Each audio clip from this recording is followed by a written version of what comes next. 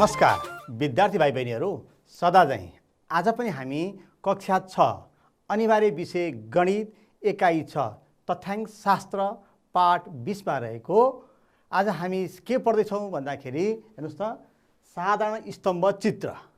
अब साधारण स्तम्भ चित्रको बारेमा छलफल गर्नुभन्दा पहिला विद्यार्थी भाइ बहिनीहरू, यहाँभन्दा अघिल्लो कक्षामा हामीले के पढेका थियौँ एकपटक स्मरण गरौँ है त। पक्कै पनि तथ्याङ्क भनेको के होला एकपल्ट सम्झनुस् त। हो, कुनै विषय वस्तुका बारेमा सङ्कलित जानकारीलाई आँकडा वा के भनिँदो रहेछ, तथ्याङ्क भनिँदो रहेछ। यो यहाँलाई थाहा छँदैछ। त्यस्तै यो जुन हामीले सुरुको सङ्कलित तथ्याङ्कलाई हामी के भन्दा रहेछौँ, कोरा तथ्याङ्क अर्थात् र डाटा भन्दछौँ भनेर हामीले छलफल गरिसकेका थियौँ। त्यस्तै विद्यार्थी भाइ बहिनीहरू, यस्ता तथ्याङ्कलाई मिलान चिन्ह हामीले अघिल्लो कक्षामा पढेका थियौँ नि, मिलान चिन्ह र बारम्बारता प्रयोग गरी जुन तालिकामा प्रस्तुत गरेका थियौँ, त्यो तालिकाबाट हामीलाई कुनै पनि जानकारी लिनको लागि, तुलना गर्नको लागि के हुन्थ्यो त, सजिलो हुन्थ्यो र डाटाबाट बनाएको। अब यसरी कुनै पनि विषयवस्तुका अध्ययन वा तथ्याङ्क सङ्कलन गर्ने क्रममा सो विषयवस्तुका दोहोरिने पटकलाई सो वस्तुको के भन्थ्यो त, फ्रिक्वेन्सी अर्थात् बारम्बारता भनिन्छ भनेर हामीले छलफल गरेका थियौँ। अनि हामीले भनेका थियौँ दिएको प्रारम्भिक तथ्याङ्कलाई मिलान चिन्ह र बारम्बारतामा प्रस्तुत गरिएको तालिकालाई हामी के भनेका थियौँ, बारम्बारता तालिका अर्थात् फ्रिक्वेन्सी टेबल भनिन्छ भनी हामीले त्यसबारेमा व्यापक छलफल गरेका थियौँ।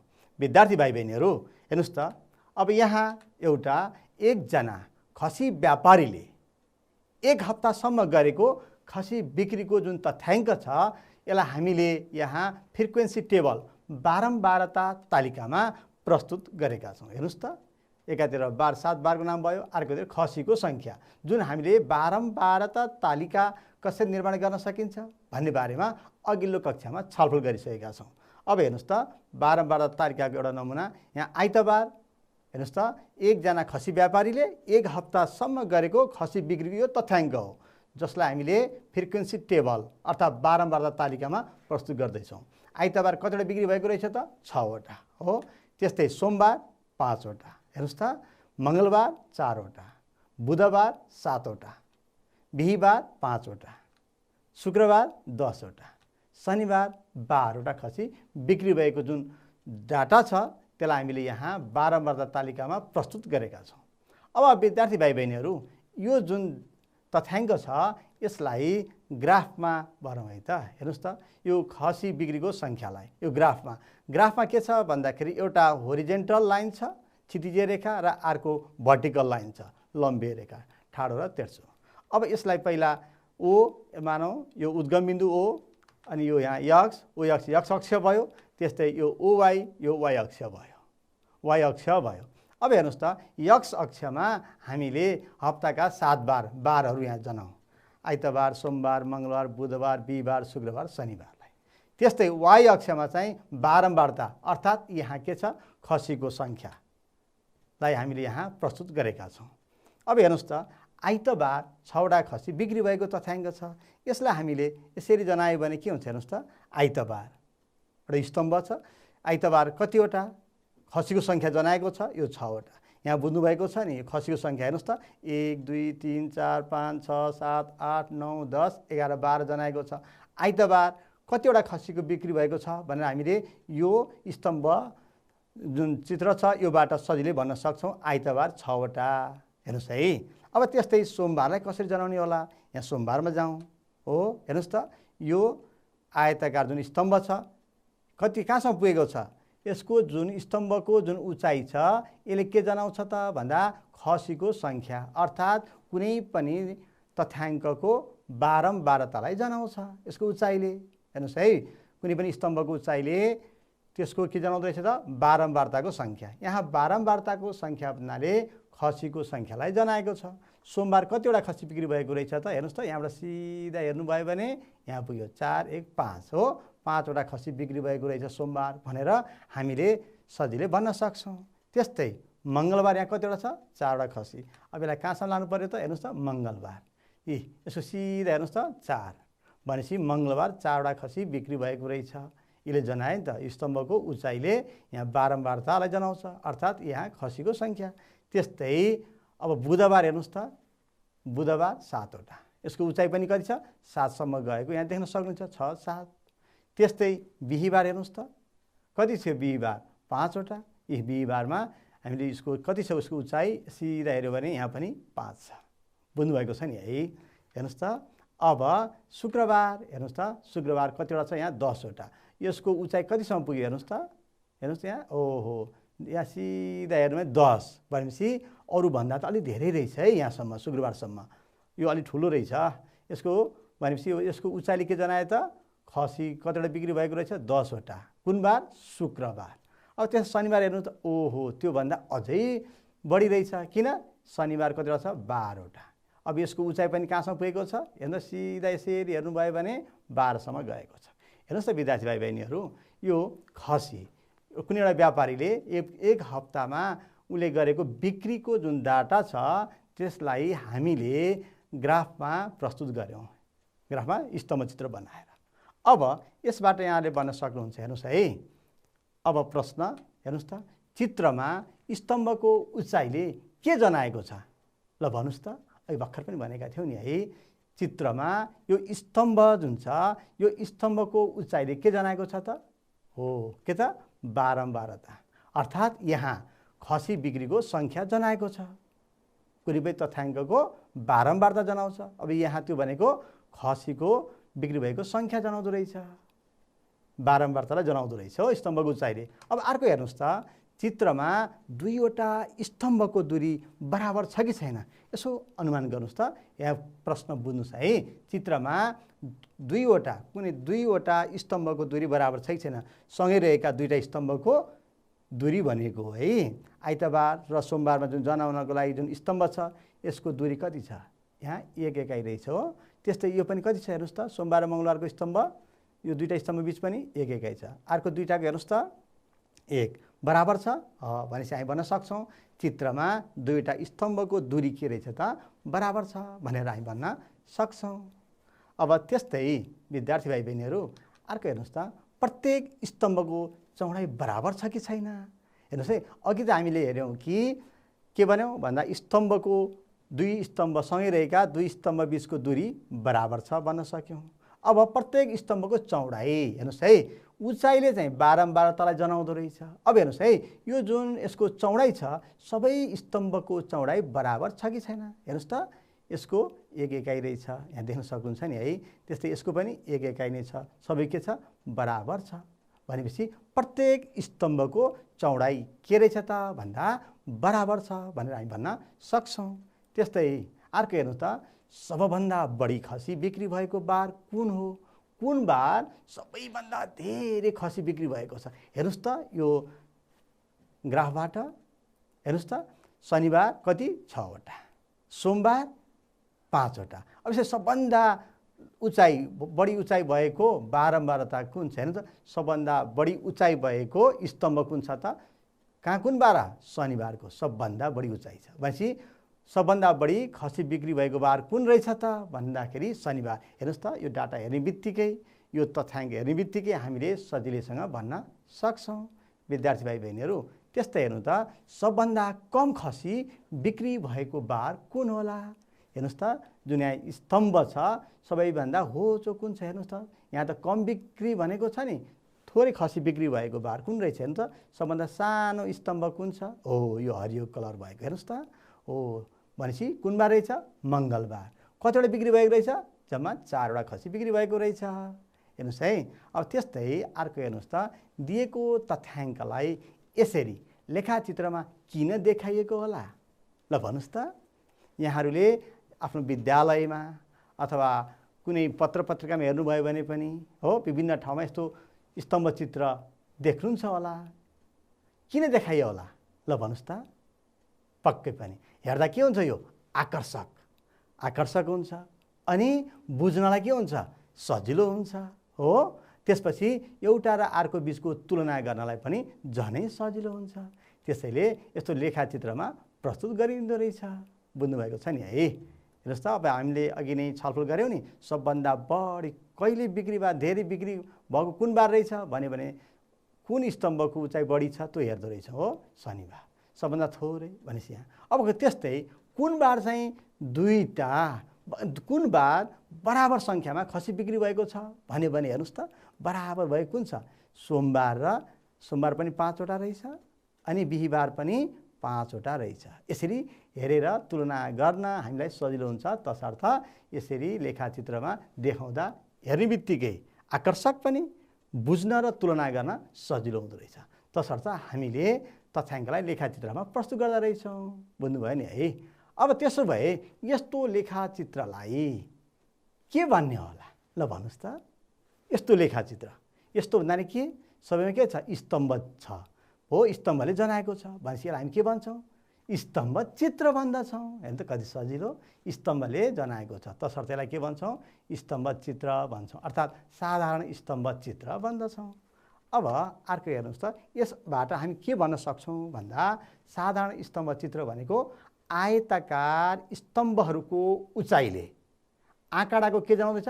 बारम्बारता जनाउने गरी आँकडाहरूलाई आयताकार स्तम्भको प्रयोग गरी बनाएको चित्रलाई हामी के भन्छौँ त? स्तम्भ चित्र भन्दो रहेछौँ। बुझ्नुभयो नि है? अब स्तम्भ चित्र बनाउनको लागि हामीले के कुरामा ध्यान दिनुपर्छ त? एकपल्ट सम्झनुहोस् त, अघि हामी छलफल गरेका थियौँ नि। हेर्नुहोस् त, स्तम्भ चित्र बनाउँदा ध्यान दिनुपर्ने कुराहरू हो। पक्कै पनि स्तम्भ चित्र बनाउँदा पहिला के चाहियो? एक्स अक्ष र वाइ अक्ष स्पष्ट कोरिएको हुनुपर्दो रहेछ, जनाएको हुनुपर्दो रहेछ। एक्स अक्ष र वाइ अक्ष, एक्स अक्ष भनेको होरिजेन्टल, वाइ अक्ष भनेको भर्टिकल हो, क्षितिज र लम्ब, त्यसो र ठाडो रेखाले जनाउँदो रहेछ आयताकार रूप। हेर्नुहोस् है, अब प्रत्येक स्तम्भ चित्रमा के हुनुपर्दो रहेछ? शीर्षक दिएको हुनुपर्दो रहेछ। के को बारेमा हो? त्यो शीर्षकबाट जनाउनु पर्दो रहेछ, तसर्थ शीर्षक पनि चाहिँदो रहेछ। हेर्नुहोस् है, पहिला स्तम्भ चित्र बनाउँदाखेरि एक्स अक्ष वाइ अक्षलाई स्पष्ट बनाउनु पर्दो रहेछ, कोर्नु पर्दो रहेछ। त्यसपछि शीर्षक के हो त्यो पनि लेख्नु पर्यो। त्यस्तै प्रत्येक स्तम्भको चौडाइ के हुनुपर्दो रहेछ? बराबर हुनुपर्दो रहेछ। हेर्नुहोस् है, त्यस्तै दुईवटा स्तम्भ बिचको सँगैका दुईवटा स्तम्भ बिचको दूरी बराबर हुनु पर्दछ। यति बुझ्नुभयो नि है? र अब उचाइले के जनाउँदो रहेछ त? बारम्बारतालाई जनाउँछ। यो कुरा बिर्सिनु भएन है त विद्यार्थी भाइ बहिनी। अब यति छलफल गरिसकेपछि पक्कै पनि यहाँले बुझिसक्नु होला। एउटा उदाहरण लिउँ त। हेर्नुहोस् त, यहाँ प्रश्न, सौरभले कक्षा 6 को पहिलो त्रैमासिक परीक्षामा प्राप्त गरेको अङ्क तलको तालिकामा दिएको छ। उक्त प्राप्ताङ्कलाई स्तम्भ चित्रमा देखाउनुहोस्। अब स्तम्भ चित्र भन्ने बित्तिकै आयताकार रूपले बनाउनु पर्यो। पहिला के चाहियो? एक्स अक्ष र वाइ अक्ष हो। त्यसपछि के गर्नु पर्यो? हामीले ग्राफमा एक्स अक्ष र वाइ अक्ष भइसकेपछि त्यसको हेडिङ चाहिएला हो। अनि प्राप्ताङ्कलाई बारम्बारतामा देखाउनु पर्यो हो। विषयहरूलाई चाहिँ हामीले एक्स अक्षमा राख्छौँ हैन। अब हेर्नुहोस् त, यसलाई यसको समाधानतर्फ जाउँ, एउटा ग्राफ लियौँ। अब पहिला यहाँ के गर्छौँ? एक्स अक्ष, ओएक्स भनेको एक्स अक्ष, ओवाई भनेको वाइ अक्ष। अब एक्स अक्षलाई यदि हामीले विषयहरू मान्यौँ भने हेर्नुहोस् है, अर्को अक्षलाई हामी के गर्छौँ? प्राप्ताङ्क, अर्थात् यसको बारम्बारता, प्राप्ताङ्कलाई यसरी जनाउँछौँ। अब विषयहरू के छ हेर्नुहोस् त। जस्तै प्राप्ताङ्कमा यहाँ के छ यसो हेर्नुहोस् है, 65, 90, 75, 80, 55 छ। अब हामीले कतिसम्म जानु पर्यो? 90 सम्म जानु पर्दो रहेछ, अर्थात् त्योभन्दा बढी बनाउँदा पनि हुन्छ, योभन्दा ठिक्क बनाउँदा पनि भइहाल्यो। हेर्नुहोस् त, यहाँ कसरी राख्यौँ? 0 हो, 5, 10, 20, 30, 40, 50, 60, 70, 80, 90, यसरी हामी 95 यसरी जनायौँ हो प्राप्ताङ्कलाई। यो जुन प्राप्ताङ्कलाई यहाँ वाइ अक्षमा जनाएका छौँ भने विषयहरूलाई हेर्नुहोस् त, एक्स अक्षमा एउटा नेपाली विषय रहेछ, गणित, अङ्ग्रेजी, विज्ञान तथा प्रविधि, सामाजिक अध्ययन तथा मानव मूल्य शिक्षालाई। अब हेर्नुहोस् त, यहाँ नेपाली, सौरभले नेपाली विषयमा प्राप्त गरेको मार्क्स कति रहेछ त? 65 रहेछ। हेर्नुहोस् है, अब यसलाई स्तम्भ चित्रमा देखाउनु पर्यो। हेर्नुहोस् त, नेपाली, अब भन्नेको अर्थ यो नेपालीमा एउटा स्तम्भ बनाउनु पर्यो। कतिसम्म माथि जानु पर्यो त? 65, यो 60, 65 यहाँसम्म जानु पर्यो। हेर्नुहोस् त, हो नेपाली कति रहेछ त? 65 भयो त। अब हेर्नुहोस् है, यहाँ याद गर्नुपर्ने कुरा, यो स्तम्भको चौडाइ कति छ यो याद गर्नु पर्यो हो। अनि यो उचाइले त नेपाली विषयमा सरले प्राप्त गरेको अङ्कलाई जनाउँछ, प्राप्ताङ्क 65। अब त्यस्तै म्याथमा हेर्नुहोस् त, सरले गणितमा कति पाएको रहेछ त 90 मार्क्स। भनेपछि यसमा हेर्नुहोस् है, अब हामीले यहाँ के गर्यौँ, गणित म्याथमा यो दुईटा चौडाइ, दुईटा स्तम्भको चौडाइ बराबर हुने गरी र यहाँ कति छ मार्क्स पाएको सरले 90, यसको उचाइ 90 सम्म हुने गरी हामीले आयतकार रूपले खिच्नुपर्छ। त्यस्तै अङ्ग्रेजी, अब अङ्ग्रेजीलाई जनाउनको लागि हामीले याद गर्नुपर्ने कुरा बनाउनुभन्दा पहिला हेर्नुहोस् है, यो दुईटा स्तम्भ बीचको दूरी कति छ 2 एकाइ छ। त्यसो भए यहाँबाट पनि 2 एकाइ टाढाबाट यहाँबाट बनाउनु पर्यो। यो स्तम्भको चौडाइ कति छ, यसको 2 नै रहेछ भनेपछि यसको पनि 2 हुने गरी कतिसम्म जानु पर्यो, इङ्ग्लिस 75। हेर्नुहोस् त 75 मा छ। त्यस्तै विज्ञान र प्रविधि 1 2 यहाँ छोड्यौँ, यहाँबाट विज्ञान र प्रविधिमा कति छ 80 मार्क्स, भनेपछि 80 सम्म जानु पर्यो। बुझ्नुभएको छ नि है। त्यस्तै अब फेरि यहाँबाट 2 एकाइ छोड्नु पर्यो अनि सामाजिकमा कति छ त हेर्नुहोस् त 55 सम्म आइपुग्यौँ। यसरी हामीले के गर्न सक्यौँ भन्दा सौरभले कक्षा 6 को पहिलो त्रैमासिक परीक्षामा प्राप्त गरेको अङ्कलाई स्तम्भ चित्रमा प्रस्तुत गर्यौँ। यसबाट हामीले सजिलै यस तुलना पनि गर्न सक्छौँ, हेर्ने बित्तिकै बुझ्छौँ पनि। हेर्नुहोस् त सबभन्दा धेरै कुन विषयमा ल्याएको रहेछ सौरभले, म्याथ गणितमा कति 90, अनि सबभन्दा कम भनेपछि उचाइ कुनको कम छ, यो भनेको सामाजिक अध्ययन तथा मानव मूल्यमा कति रहेछ 55। यसरी यो स्तम्भ चित्र हेरेर हामीले सजिलै तुलना गर्न सक्छौँ, बुझ्न सक्छौँ, हेर्दा के छ आकर्षक हुँदो रहेछ। विद्यार्थी भाइ बहिनीहरू, यसलाई हामी के भन्न सक्छौँ, सौरभले कक्षा 6 को पहिलो त्रैमासिक परीक्षामा प्राप्त गरेको अङ्कलाई स्तम्भ चित्रमा यहाँ प्रस्तुत गर्यौँ। अब अर्को एउटा हेर्नुहोस् त, यहाँ के भनिएको रहेछ, तलको साधारण स्तम्भ चित्रमा कुनै एउटा विद्यालयको कक्षा 6 देखि 12 सम्मका विद्यार्थीहरूको सङ्ख्या दिएको छ। कक्षा 6 देखि 12 सम्मको, यस्तै यहाँको 1 देखि 8 सम्म पनि हुनसक्छ। कुनै एउटा कक्षाको 2 वा 2 भन्दा बढी कक्षाको लिएर तुलना गर्न सक्नुहुनेछ। उक्त साधारण स्तम्भ चित्रको अवलोकन गरी निम्नलिखित प्रश्नको उत्तर दिनुहोस् भनेको छ। हेर्नुहोस् त, यहाँ एउटा विद्यालयको कक्षा 6 देखि 12 सम्मका विद्यार्थीहरूको सङ्ख्यालाई जनाएको छ। एक्स अक्षतिर के छ कक्षा, यी 6 कक्षा 7 8 9 10 11 12 छ। अनि वाइ अक्षतिर विद्यार्थीको सङ्ख्यालाई जनाइएको छ, दिएको छ।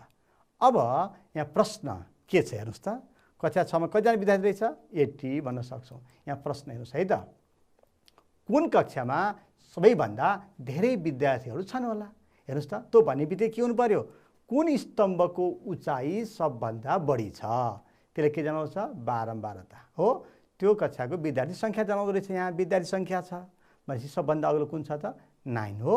क्लास 9 मा कति स्टुडेन्ट रहेछ 95, भनेपछि कुन कक्षामा बढी रहेछ विद्यार्थी 9 क्लासमा। अब हामी भन्न सक्छौँ यहाँ कक्षा 9 मा सबैभन्दा धेरै विद्यार्थीहरू छन् भनेर हामीले भन्न सक्छौँ। त्यस्तै अर्को हेर्नुहोस् त, सबैभन्दा थोरै विद्यार्थी भएको कक्षा कुन होला। थोरै भन्ने बित्तिकै हामी के याद गर्नु पर्यो, स्तम्भको उचाइ सबभन्दा सानो कुन छ भनेर हेर्नु पर्यो। हेर्नुहोस् त, सबभन्दा सानो कुन छ, यो हो, यो भने कुन कक्षा 10 हो। 10 क्लासमा सबभन्दा थोरै विद्यार्थी रहेछन्, कति रहेछन् थोरै 70। अब हामी भन्न सक्छौँ नि यहाँ सबैभन्दा थोरै विद्यार्थी भएको कक्षा 10 हो भनेर हामी हेर्ने बित्तिकै सजिलैसँग पत्ता लगाउन सक्छौँ विद्यार्थी भाइ बहिनीहरू। त्यस्तै अर्को हेर्नुहोस् त, कक्षा 8 र 11 मा कतिजना विद्यार्थी रहेछ, यो दुईटा बिचको तुलना गर्नु पर्यो। हेर्नुहोस् त, क्लास 8 मा कतिजना रहेछ भन्नुको अर्थ स्तम्भको उचाइ कतिसम्म गएको छ। हेर्नुहोस् त, यो यसको सिधा विद्यार्थीको सङ्ख्या 7 र 80 को बिचमा भनेको 75 रहेछ। हेर्नुहोस् है, यो क्लास 8 मा कतिजना रहेछन् 75। त्यस्तै क्लास 11 मा पनि हेर्नुहोस् त 75 रहेछ। अब हामी भन्न सक्छौँ नि, हेर्नुहोस् त, यहाँ कक्षा 8 मा 75 जना र कक्षा 11 मा पनि 75 जना नै रहेछन्। त्यस्तै विद्यार्थी भाइ बहिनीहरू, अर्को प्रश्न हेर्नुहोस् त, सो विद्यालयमा कक्षा 6 देखि 12 सम्म कति विद्यार्थी रहेछन् 6 देखि 12 सम्म। भनेपछि अब के गर्नु पर्यो हेर्नु त, कक्षा 6 मा कतिजना 80 जना 80। 7 मा कतिजना हेर्नुहोस् त, सो सिधा उचाइ 85।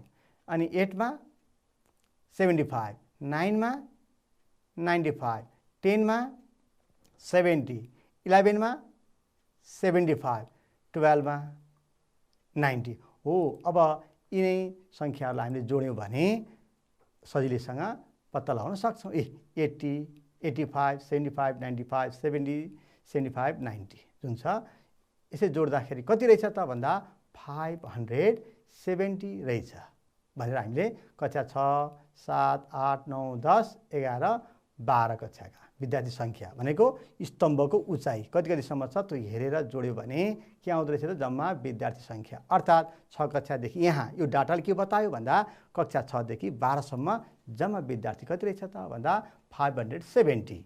यसरी हामीले सजिलैसँग पत्ता लगाउन सक्छौँ। अब अर्को एउटा हेर्नुहोस् त प्रश्न, उक्त साधारण स्तम्भ चित्रको बारम्बारता तालिका तयार गर्नुहोस् पनि भनिएको रहेछ।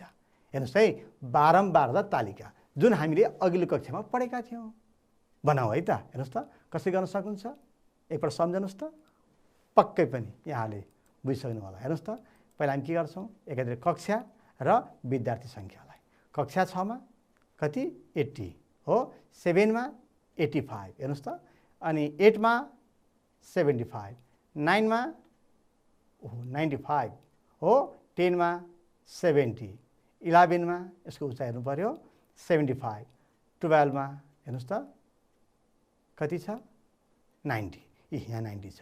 यसरी त्यसलाई हामीले स्तम्भ चित्रलाई हामीले केमा कन्भर्ट गर्यौँ त बारम्बारता तालिकामा तयार पनि गर्न सक्यौँ। बारम्बारता तालिकालाई हामीले स्तम्भ चित्रमा पनि बनायौँ, स्तम्भ चित्रलाई बारम्बारता तालिका पनि प्रस्तुत गर्न सकिँदो रहेछ।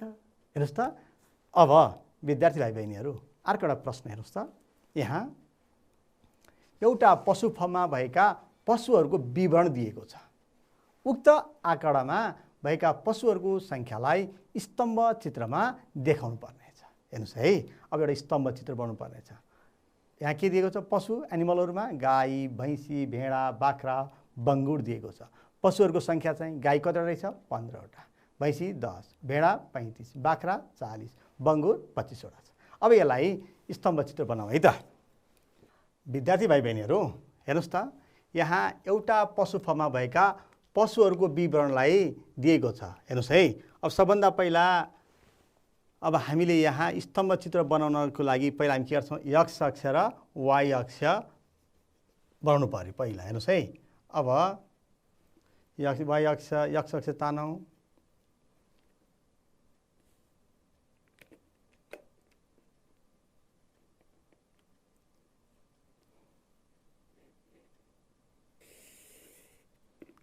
त्यस्तै यसलाई वाइ अक्ष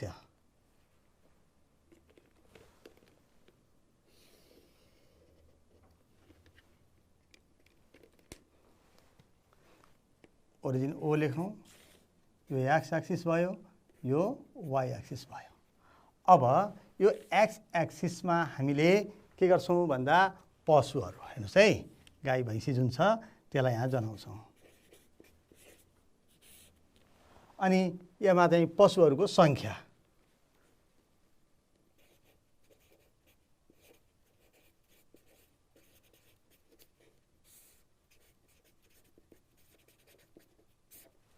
वाइ एक्सिसमा पशुहरूको सङ्ख्या। यो चाहिँ के हो भन्दा पशुहरूको सङ्ख्या विवरण, एउटा फर्ममा भएका पशुहरूको विवरण।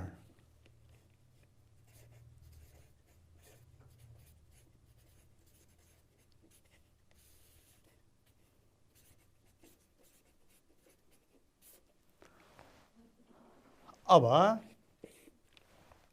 सबभन्दा पहिला गाई दिएको छ नि त, गाई कतिवटा छ 15वटा भनेको छ। अब विद्यार्थी भाइ बहिनीहरू हामीले यहाँ बनाउँदाखेरि हेर्नुहोस् त, अब यता कतिसम्म छ भनेर पहिला हेरौँ है। ग्राफ बनाउँदाखेरि यहाँ बढीमा कति छ 40 सम्म छ।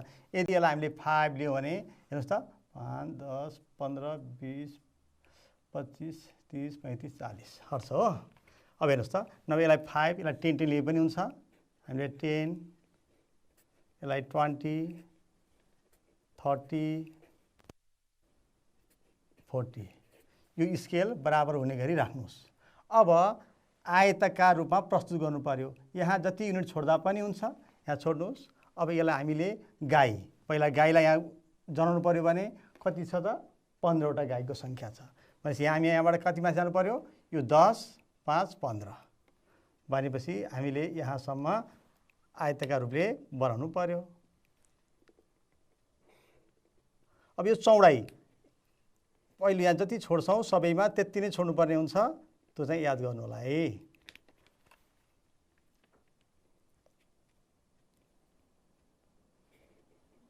ल कति भयो त यो गाई, यो स्तम्भले केलाई जनायो गाई। अब त्यसपछि अर्कोमा के छ भैँसी, हेर्नुहोस् त भैँसी कति 10 वटा जनाएको छ।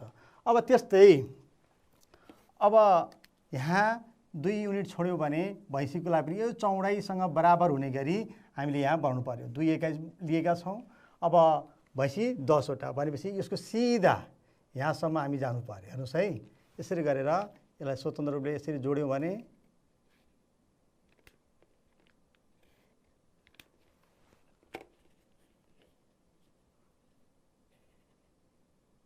ल यसले के जनायो त भैँसी, यो स्तम्भले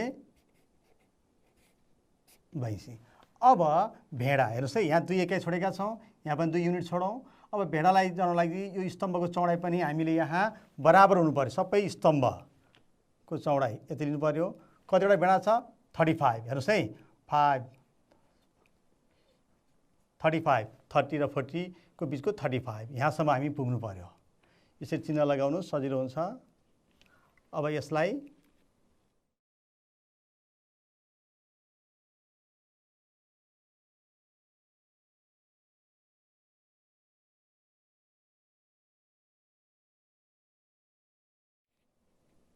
यसरी जनाउन सकिन्छ। यो चाहिँ के को भयो भेडाको लागि जनाउन। अब बाख्रा, अब बाख्राको लागि हेर्नुहोस् त अब कतिवटा छ बाख्रा 40 वटा। हेर्नुहोस् है, यसको स्तम्भको 2टा स्तम्भ बिचको दूरी बराबर हुनु पर्यो। हामीले प्रत्येकमा 2 एकाइ छोडेका छौँ। यहाँबाट स्तम्भको चौडाइ पनि 2 एकाइ लिएका छौँ। अब हामीले यहाँ बाख्रा पछि कतिसम्म माथि जानु पर्यो 40 सम्म। हेर्नुहोस् त 40 कहाँसम्म छ त यहाँसम्म छ। अब यहाँसम्म हामीले जोइन गर्न सक्छौँ।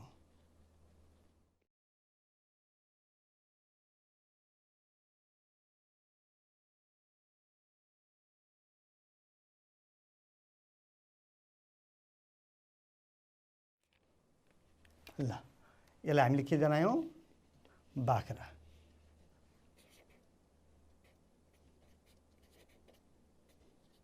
अब त्यस्तै बङ्गुर हेर्नुहोस् त 2 युनिट छोडेका छौँ। 2टा स्तम्भ बिचको दूरी 1 2 र चौडाइ पनि समान हुने गरी हामीले लिनुपर्ने हुन्छ। हेर्नुहोस् त अब बङ्गुर 25 वटा छ। हेर्नुहोस् है, अब यहाँबाट 2 एकाइ बराबर लिनु पर्यो, 25 सम्म जानु पर्यो। हेर्नुहोस् त 25 यहाँ यसरी हेर्न सक्नुहुन्छ। अब यसलाई स्वतन्त्र रूपले यसरी यहाँ जोडिदिउँ, आयताकार बनाऊँ।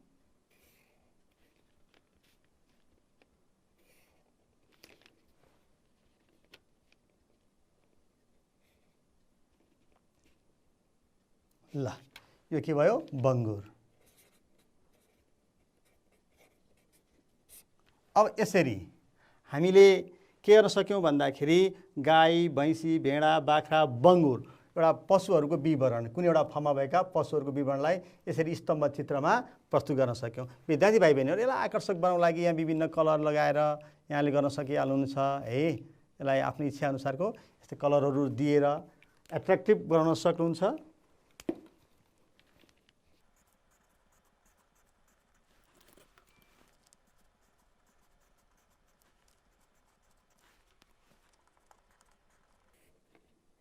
ल हेर्नुहोस् त यहाँ दिएको यो जुन स्तम्भ चित्र छ यसबाट हामीले भन्न सक्छौँ कि सबभन्दा थोरै पशु त्यो फर्ममा कुन रहेछ। हेर्नुहोस् त सबभन्दा थोरै सानो भएको चाहिँ स्तम्भ यो छ, त्यो भने कति रहेछ त 10 वटा के रहेछ भैँसी सबभन्दा थोरै छ।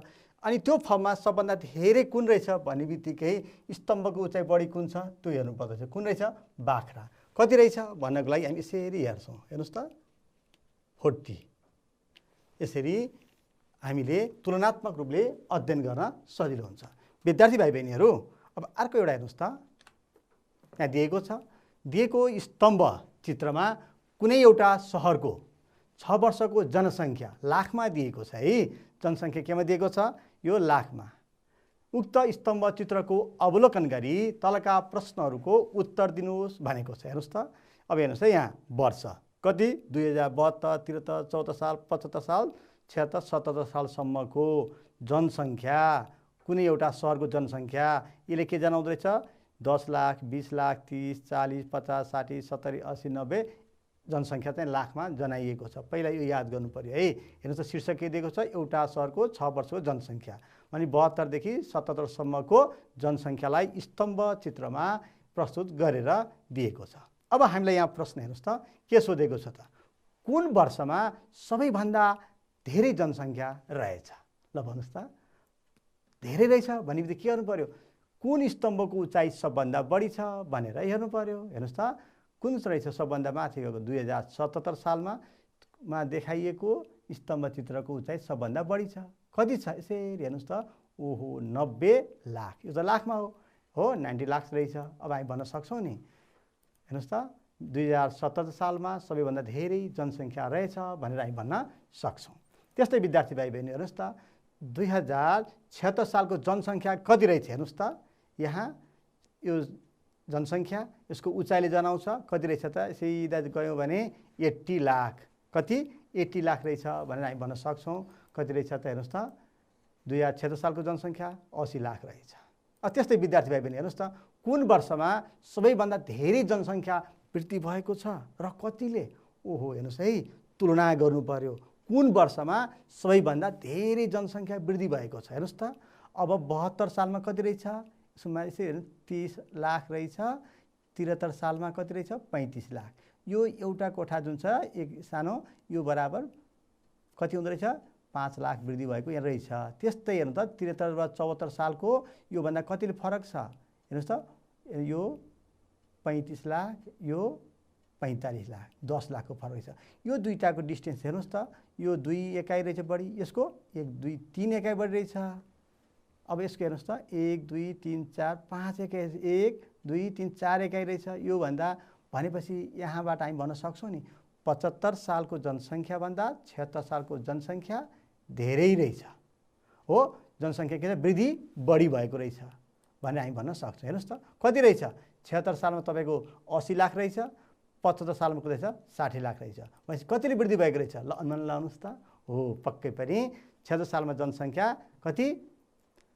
76 सालमा 20 लाखले जनसङ्ख्या वृद्धि भएको रहेछ, जुन सबैभन्दा धेरै वृद्धि हो भनेर हामी भन्न सक्छौँ। विद्यार्थी भाइ बहिनीहरू, अर्को एउटा प्रश्न हेर्नुहोस् त, कुन वर्षमा सबैभन्दा थोरै जनसङ्ख्या वृद्धि भएको छ र कतिले? भनेको अर्थ कुनै दुईटा थोरै वृद्धि भएको हुनु पर्यो। सँगैको वर्षमा वृद्धि थोरै भएको हुनुपर्छ भनेको यहाँ 5 लाखको मात्रै फरक छ। यो दुईटा बीच, यो दुईटा बीच 10 लाखको फरक छ। यो बीच 5, 10, 15 लाखको, यो दुईटा बीच 5, 10, 20 लाखको, यो 10 लाखको। भनेपछि थोरै जनसङ्ख्या वृद्धि भएको चाहिँ कहिले रहेछ त? 72 सालमा 30 रहेछ, 73 मा 35 रहेछ। भनेपछि हामी भन्न सक्छौँ नि, हेर्नुहोस् त, 73 सालमा 5 लाखले जनसङ्ख्या वृद्धि भएको छ, जुन सबैभन्दा थोरै वृद्धि हो भनेर हामी भन्न सक्छौँ। विद्यार्थी भाइ बहिनीहरू, हेर्नुहोस् त, आज हामीले कुनै पनि बारम्बारता तालिकालाई कसरी स्तम्भ चित्रमा प्रस्तुत गर्न सकिन्छ भन्ने बारेमा छलफल गऱ्यौँ। हो, अब यसको आधारबाट यहाँहरूले पक्कै पनि के गर्न सक्नुहुन्छ भन्दा तपाईँको विद्यालयमा भएका कक्षागत विद्यार्थी सङ्ख्या कति कति रहेछ त्यो सङ्कलन गरी त्यसलाई स्तम्भ चित्रमा देखाउन सक्नुहुनेछ। त्यस्तै विभिन्न डाटाहरूलाई यहाँहरूले स्तम्भ चित्रमा प्रस्तुत गर्न सक्नुहुनेछ। जस्तै यहाँकोले प्राप्त गर्नुभएको प्राप्ताङ्कलाई पनि स्तम्भ चित्रमा प्रस्तुत गरेर देखाउन सक्नुहुनेछ। हो, त्यस्तै उमेर समूहको आधारमा, त्यस्तै विभिन्न तथ्याङ्कलाई के अरे बारम्बारता तालिकामा प्रस्तुत गरेर त्यसलाई हामी केमा प्रस्तुत गर्न सक्दैछौँ? स्तम्भ चित्रमा। स्तम्भ चित्रमा प्रस्तुत गर्दाखेरि के हुँदो रहेछ त भन्दाखेरि हेर्दा आकर्षक पनि हुँदो रहेछ। हो, अनि बुझ्न सजिलो हुँदो रहेछ। बुझ्न मात्र सजिलो नभइकन तुलनात्मक अध्ययन गर्न, एउटा र अर्को बिचको तुलना गर्न पनि सजिलो हुँदो रहेछ। यो स्तम्भ चित्र हेर्ने बित्तिकै के हुन्छ भन्दा ज्ञान प्राप्त हुन्छ, बुझ्ने हुन्छ, सजिलो, पढिराख्नु पर्दैन, हेर्दा थाहा भइहाल्छ। हो, त्यस्ता स्तम्भ चित्रहरू निर्माण गरी यहाँहरूले प्रतिवेदनसहित आफ्नो कक्षा कोठामा आफ्नो कक्षा शिक्षकलाई देखाउन लागि म अनुरोध गर्दै आजको कक्षाबाट बिदा लिन चाहन्छु। हस्त नमस्कार।